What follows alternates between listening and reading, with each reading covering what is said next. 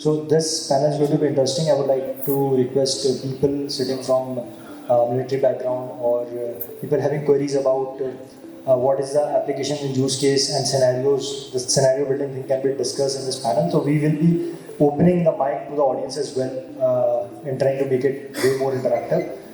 And that's it. Thank you, sir. Thank you. Thank you, Mr. Hans. So I was just saying that I thank the lovely set of administrative staff of Enord who have invited us here to speak on the strategic implications of how the autonomous systems are going to pave way for the future.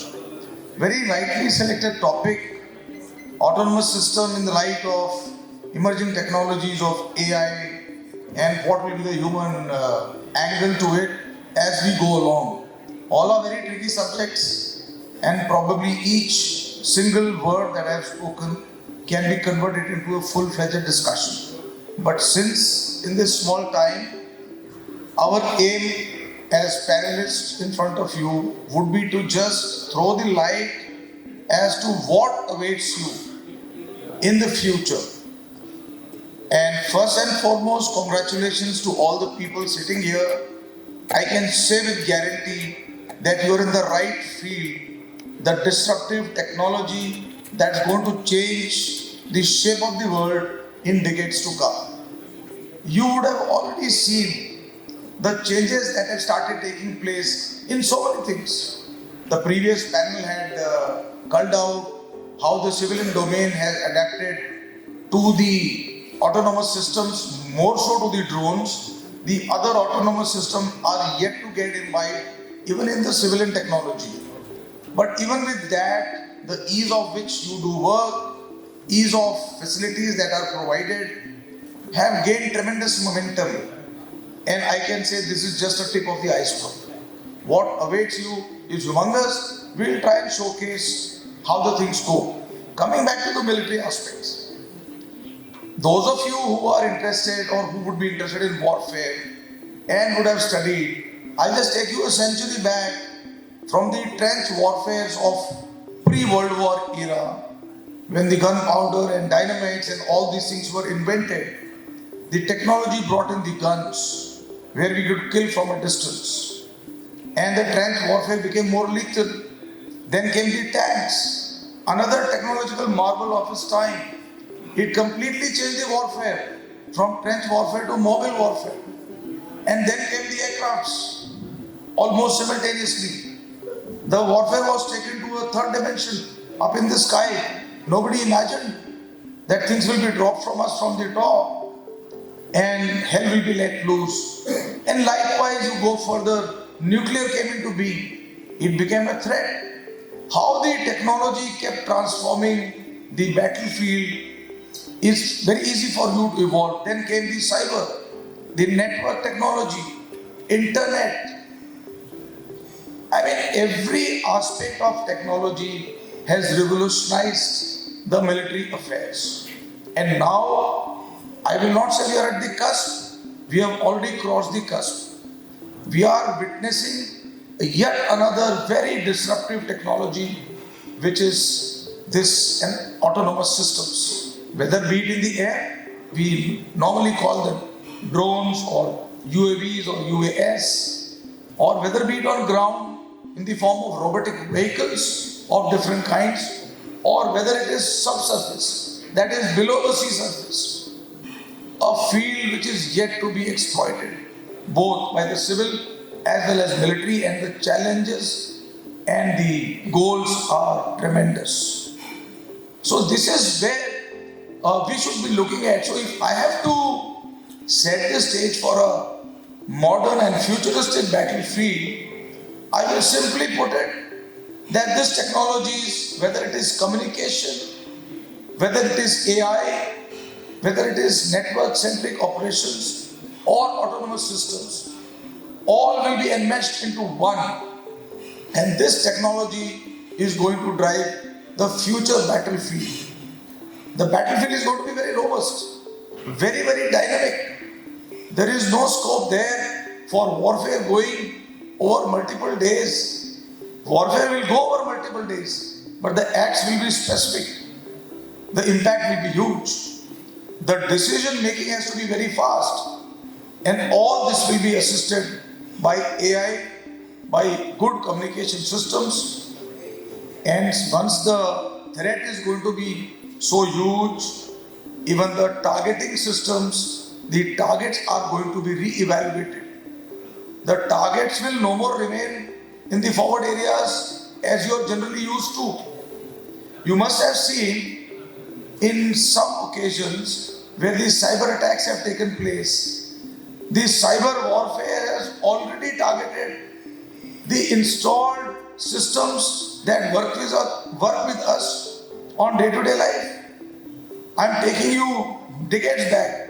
The attack on Estonia, which crippled the whole country, was a simple example of technology getting into the warfare. So with this kind of systems, the future battlefield is going to be a very, very challenging and a very tough battlefield. There's a big question asked. If everything has to be done by these autonomous machines, where does human go? This is a very typical question discussed in every forum. I will leave it to the panelists to answer this question. There are experts who will be talking about it. But I can assure you, the humans are not going anywhere, especially in the field of defense. There has to be ethical decisions to be taken. There have to be ethical targeting. There have to be an overpowering over the AI to be able to run the battle the way we would want the outcome of the battle to be. Left it to autonomous systems with highly fast computing AI machines with algorithms of today, how the battle will go, will it be able to be controlled or not, is very difficult to imagine. Some people have tried to give this kind of a theory in movies. I'm sure you must have seen the Mission Impossible last one, where they have tried to show how a AI center, a data center, goes rogue. So those are realizations of today. 20,000 Leagues Under the Sea was a novel written way back before the submarines even came into being.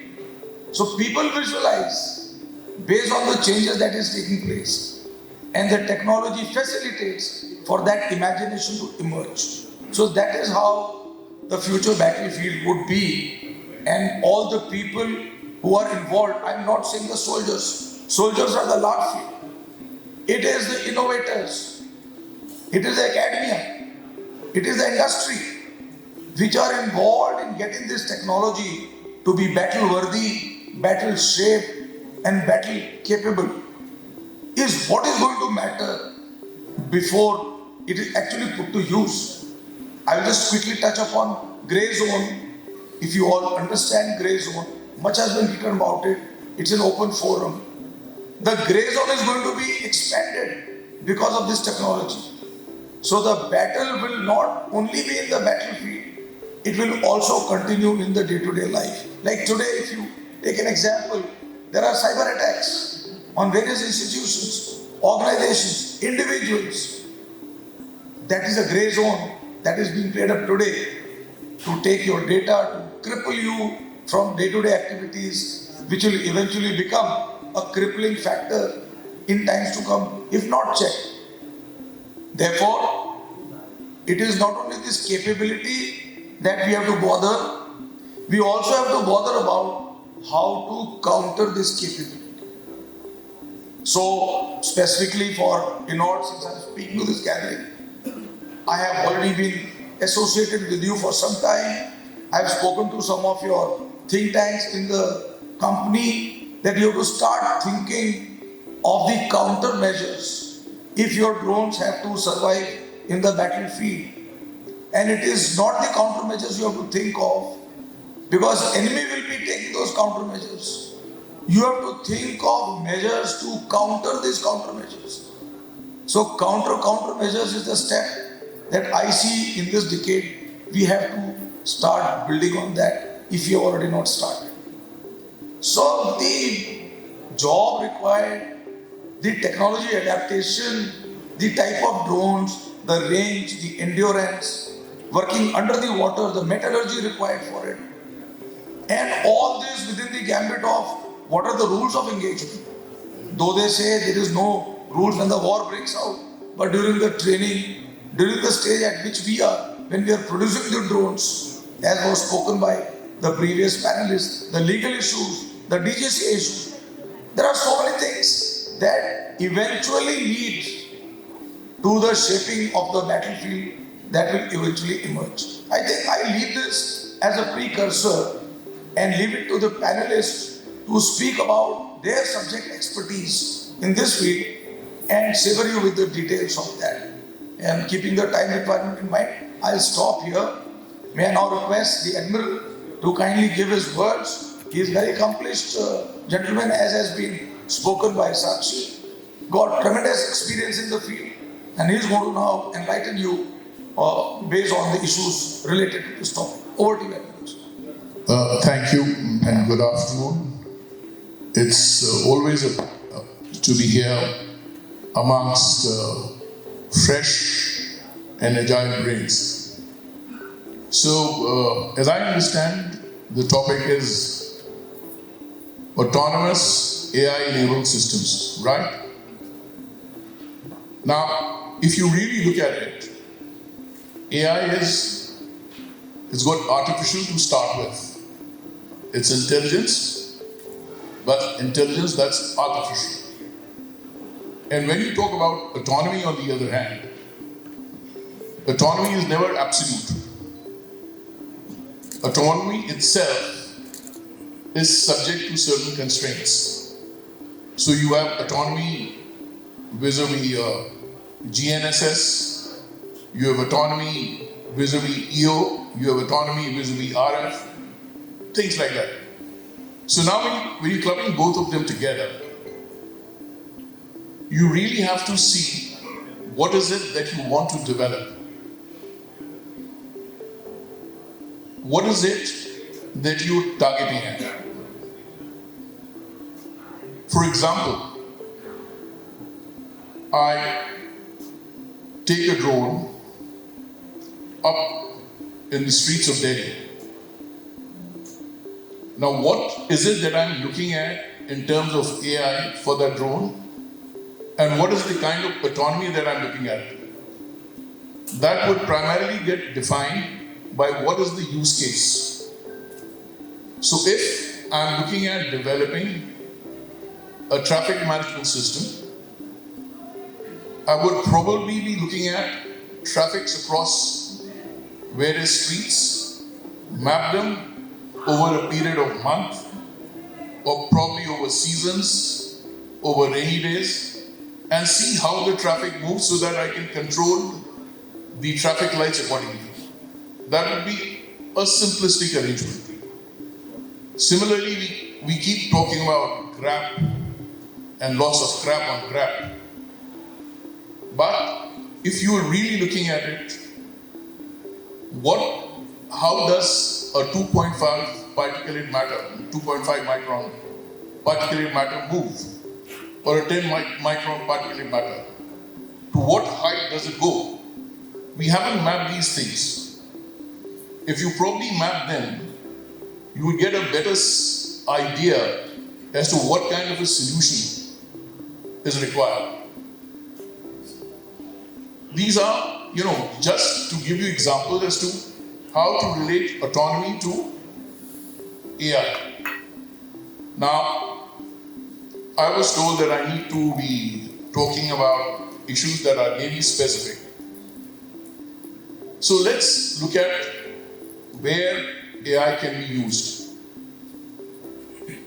in particular. So one is, we have heard about the Black Sea Fleet, which the Ukrainians could triple as far as the Russian fleet was concerned, the Black Sea Fleet. Now what did they use? They used USVs. I was reading a report this afternoon when I was sitting here in this beautiful conference hall or the boardroom, whatever you have it. And it says that because the Indian Navy is overwhelmingly superior to the Pakistan Navy, what they're doing is they're building up a USV force. to counter the Indian naval shipping. Now, what is it that we need to do to counter that USV? What kind of mechanisms can we put in place so that we are able to ensure that the ships moving out are moving out with relative impunity? Now, when you're looking at USVs, comes in which areas will you be able to deploy USVs? So USVs will not be there in open seas because it makes no sense. So if USVs are there, they would be in restricted areas, in gulfs and estuaries, things like that. So do we make a case where we be mapping all of these, or probably dockyards, the exits and the entries to the dockyards? We are mapping all that using a swarm of drones with a command and control which tells you if a USV is coming in. Now, when I give you this particular scenario, again, the thing that comes to mind is what kind of sensors are you going to deploy to map the targets that you're looking at? What kind of data would those sensors generate? And in what time would you be required to process their data and get useful information out of it? And when you get the useful information out of it, what time or lead time would you have to effect countermeasures so that the particular threat gets diluted? Now, when you're looking at this, you have to look at it as a whole system. It has to be a holistic approach, and it cannot be in silos. I cannot say that I will make a drone that is able to detect a particular USV in EO spectrum. That won't work. Because I would have to look at it, a USV day and night,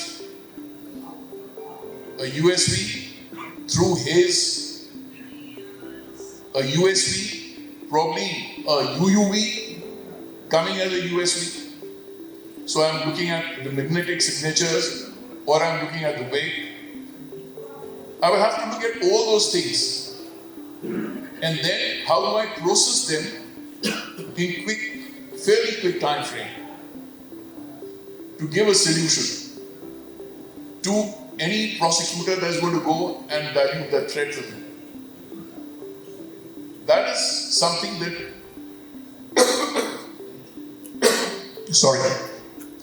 is something that we all have to look at. So when you're looking at speeds of data processing, you have to look at what kind of sensors are you going to use. When you're looking at what kinds of sensors are you going to use, obviously you're looking at the kind of resolutions that you will have. Just to give you an example from how we're working out using satellites at sea. The first warning comes from a passive RF.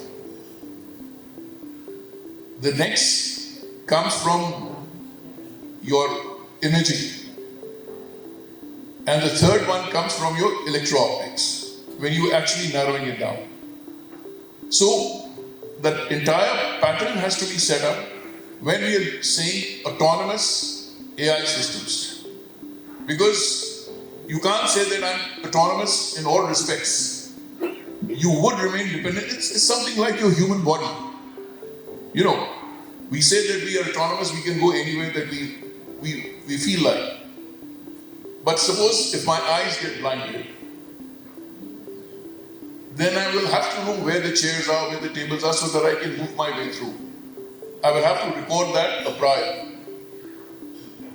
Something similar happens in your systems. So, to what extent are you affording system autonomy? And what kind of processing and, what should I say, intelligence you're building into the system is what's going to be important. Thank you. If anybody else. So we will request the other panelists to add on to this if we have.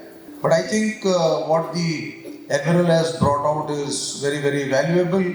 He has tried to indicate you what kind of a scope is available in a very different dimension. Because the moment an autonomous system comes to mind, out of the 1,000 odd startups, everybody starts thinking of drone which flies in the air. Have you ever imagined an autonomous system going below the surface of the water into the depths and so many tasks it can carry out? Forget about going to the battlefield.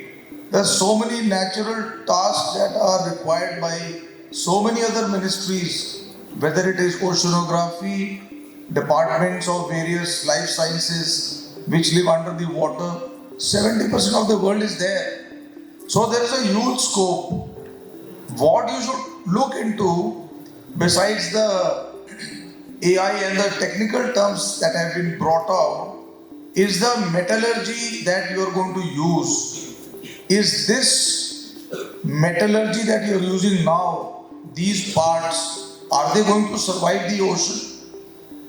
What will be their lifetime? So probably if you are looking at a drone to be launched subsurface, a totally different look has to be taken. Pro bono.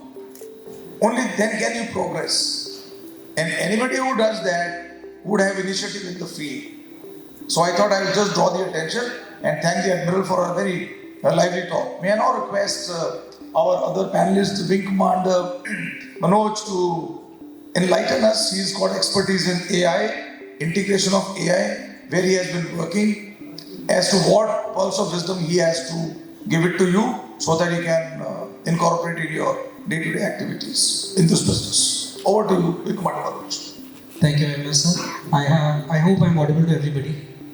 And my apologies, sincere apologies from the moderator chair.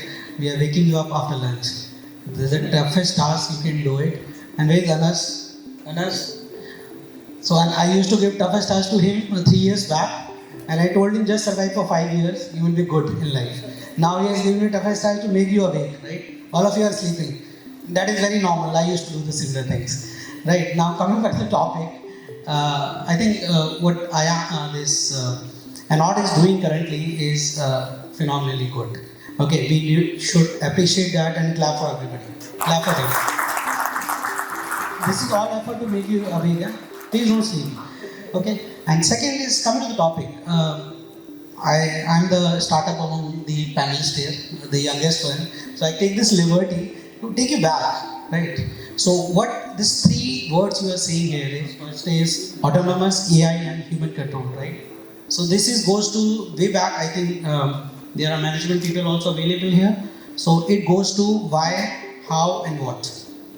You remember? And people keep telling about this, panels also said it, they will replace us, right? Machines will replace us. Do you think they will replace us? Audience, do you think machine can replace us? Humans? They will complement us. Exactly. Okay. The whole equation come into the picture. Machine can do what? Autonomous thing can do what? So they know what to do, right? What is told to them, they will do that, right? And then coming to the AI is what? How?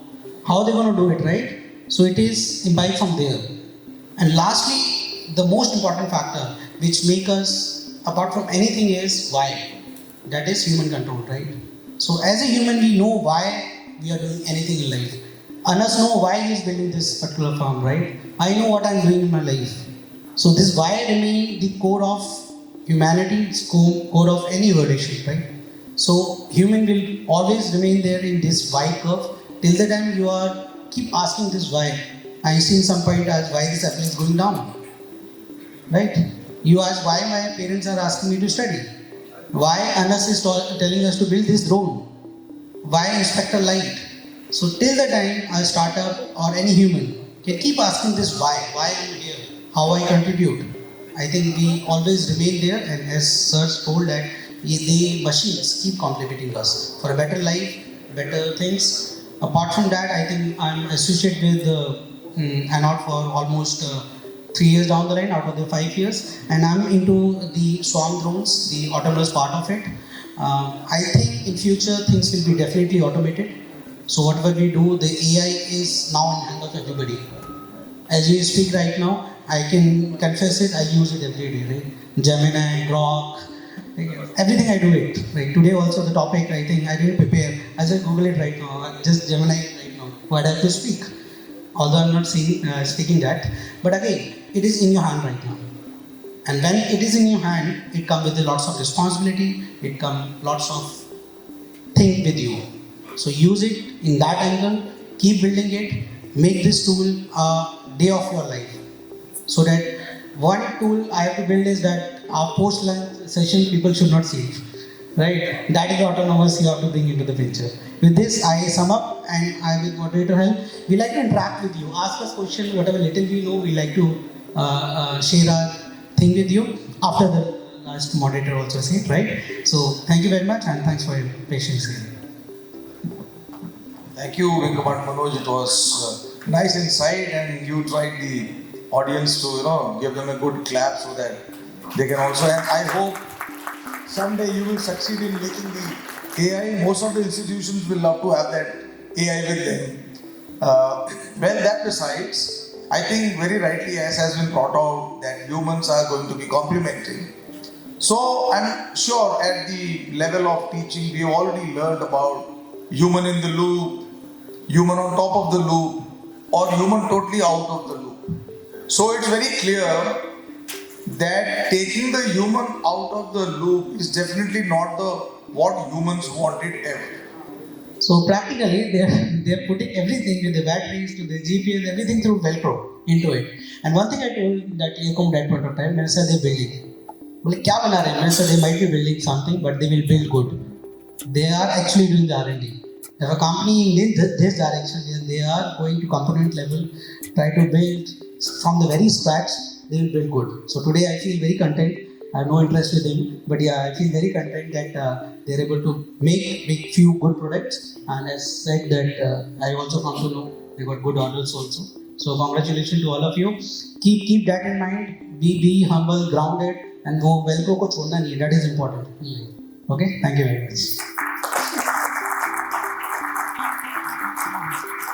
And just to add, from the export point of view, chapter 84, 85, 88 and 90. So we are the custodian of all the chapters. If you have any finished goods or maybe some parts that you want to export, so we are always there to support the industry if any kind of the help that you need. Thank you. Yeah, so if anybody has any questions, then we are ready to kind of look into that. So actually there is no such question, but yes, since we are talking about Enord from last 5 hours or so, and we have seen a journey of 5 years, and since it is right in front of you guys how they are growing up. So being a chartered accountant who's consulting Enord, so there is some sort of a I would say problem there they are stuck into. That is more of a working capital management. And majority since they are dealing with the governments, so it is a request. They are not asked to say this, but yes, it is something which I am taking upfront. If you guys can execute the orders on 100% advance, that would be great for Enord to survive for more years. Yeah, I can see that CA talking from his heart for the company. I think that's the big challenge for any startup. I've had a detailed discussion on this with Anas on several occasions. Of course, that's an ongoing struggle we have to do. But at the same time, it's very important for us to keep getting the orders. Because if we go to any VC or anybody who wants to fund you, they first want to see whether you have orders or not. That funding is a business. It is not part of our actual domain. But since we are into it, so we understand that. So we keep it in mind that as long as you are relevant, as long as you are able to bid and take orders, the funds will come to you. You have survived 5 years. I know how Enord started. I know that story. And today you are playing into orders. You will be knowing the worth of the company yourself. So building that in 5 years is a great job. I only say just keep doing this job. After 5 years, once we meet, pata nahi where will we be? As Enord, where will we be? That's what I feel. And as I initially only said, you are in the good field, so opportunities are large. Just grab it. People will also come to you once you start growing. So good luck to you on that. It will happen. Yeah. But I think I just take this question because they need to know the other side of it also. Okay, this is important because I will not say I was a VC, but I used to handle some fund for government. I used to give it to startups only, like Enord and all. I've given some money to them also, right? So what happened? You have to see from the other aspect, other part of it also. These are public money. This is your money. This is my money. This is everybody's money, right? So government also for that angle is subject to so many scrutinies, right? And especially people who are higher hierarchy, like senior lecturer and all. Nobody want to get questioned for their integrities and everything, right? Enord is a good company. There are 1,000 more, right? You are a CEO, you know how it's happening. Who know better than you, right? So everything goes in a very circle way. But I'm very happy, and this panel and everybody in the house also say government has moved enough now. I say means enough. They have done enough and they are doing more, right? Now you guys are demanding this thing. Earlier there was no chance. People are very happy with their cuts and they know government to aise kaam karti hai, right? Now you guys are demanding 100%. Now the DAP, DPM, they are changing. They are giving now 25%, some advance payment to them. We have given without asking anything, some payment to and order other guys also. So things are changing. Things will change till the time a citizen asks, right? Like a CEO asking it. Keep asking this question, but have very clear integrity in your mind. The money you are taking from public, it is your money. Utilize it to the fullest and return it back to the your country. That is the genesis and bedrock of everything. I hope you are able to answer it. Just to add, orders. Like today when I came here, so I realized there is some business potential. So I called my friend Rajiv, who is sitting here. He's imparting training to the defense, people. So he visited the things like EDI and then Seminator also, and he's looking at some business for you. Apart from that, I have Mr. Manish is there. I specially called him to take complete maybe podcast or some insights of his, so that he can promote on his media. He's running a media platform. So that's how you reach out to the public, right? As much you reach out to the public, or maybe the government agencies will also observe something is happening there. Plus, Anas, I request you to please contact the Signals Directorate, because they are also into this communications. Instead of going to the unit level, how long will run, right? So better catch the mother. So visit Signals Directorate. If you want my help in my support in that, I can connect you to the SONC in the Directorate, because they are the custodian of the communications, surveillance, and all these things, right? And maybe EME can also support in this matter. So better to go to the headquarters, showcase your capabilities there. Only one thing that please don't do the false commitment. Otherwise, what will happen? It will bounce back very badly, which was happened in the surveillance. There was a drone company. I will not name from this platform. The drone was patrolling along the border side, and our neighboring country took our drone to their territory, right? But until unless you have the capability to control or maybe manage those things, next day the owner of the company was sitting with the defense minister. So Good skill for him. So message is when defense forces are focusing on the indigenous, means indigenous, because there is a lot of threat from our neighbor country. So just keep that in mind. Don't do any false commitments while you are dealing with the defense forces. Thank you.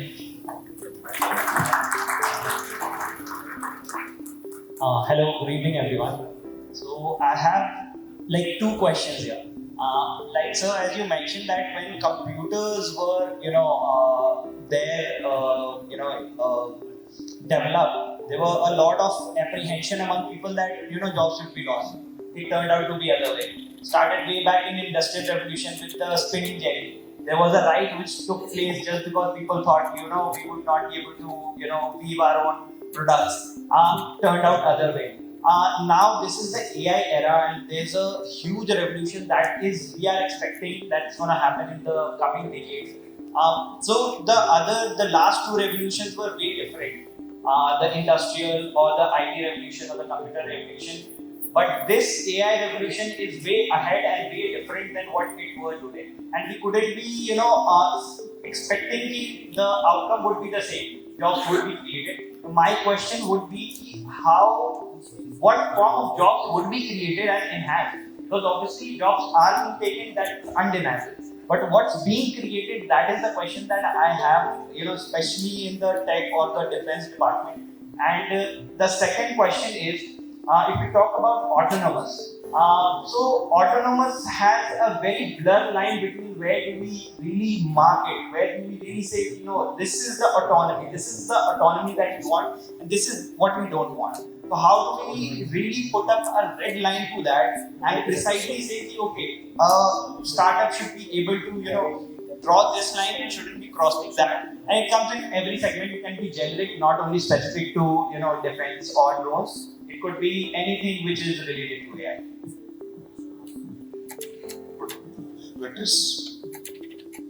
Okay, so very good concerns that you have raised.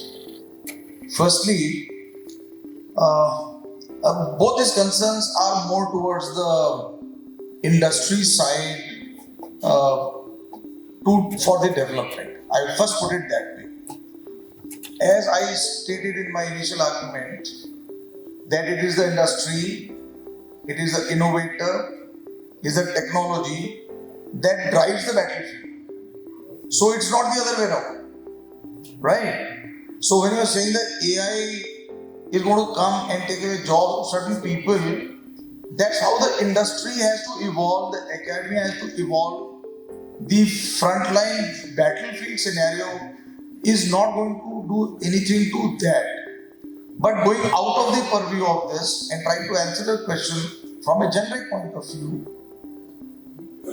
I wonder whether you will be able to appreciate the fear among the generation previous to you when the computers came. Probably you may not be able to appreciate, you must have been very young but the senior people do understand.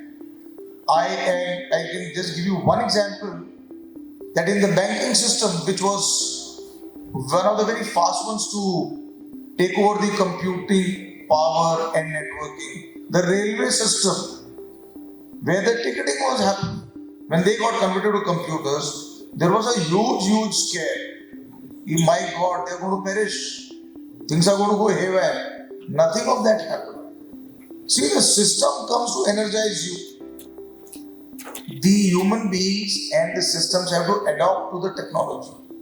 I am very confident with the AI the same way. Yes, on the face of it, the mundane jobs which the AI is able to do, it's going to eat away those people. Job. But the other side of the AI, how to exploit it, this is what must have been told to you by anybody whom you meet. Exploitation of the AI is yet to be done by human beings. So those kind of fields will emerge. Even in the IT sector, that sector is going to become big, and that is where the job generation is going to take place. It has been very comfortably conveyed to you by all the panelists that humans are not going to be away from the loop. So when the humans are not going to be away, human has to master this AI, its application, its generation, its maintenance, the networking part of how the autonomy is being given to a particular field or a machine. All this will be forming part of a new kind of a workforce. You see the previous panelists telling that there are 2 lakh plus jobs in the drone industry alone. And when he said that you please come to us, we will skill you. 2 lakh. I don't think that many are going to be displaced by the AI. So this is definitely a disruptive technology. Disruptions will happen. People will have to adapt. Some people who are midway through their career have to upskill themselves. They will survive and survive for the betterment. Like those bank clerks, they learned the computers, and those who learned it well, they became experts. They took away the competition. First part of the question. You wanted to know the second part, where the autonomy differentiates. Where every system that is developed, when the human on the loop comes, he will quantify where I want the autonomy to be and from where I don't want it to be autonomous. You have to put riders for human to intervene. So that will be clearly defined, subject to subject. It cannot be generic in nature. Autonomy for a robot which is building cars will be totally different for autonomy given to a robot which is going into, say, a battlefield to take a decision to destroy target.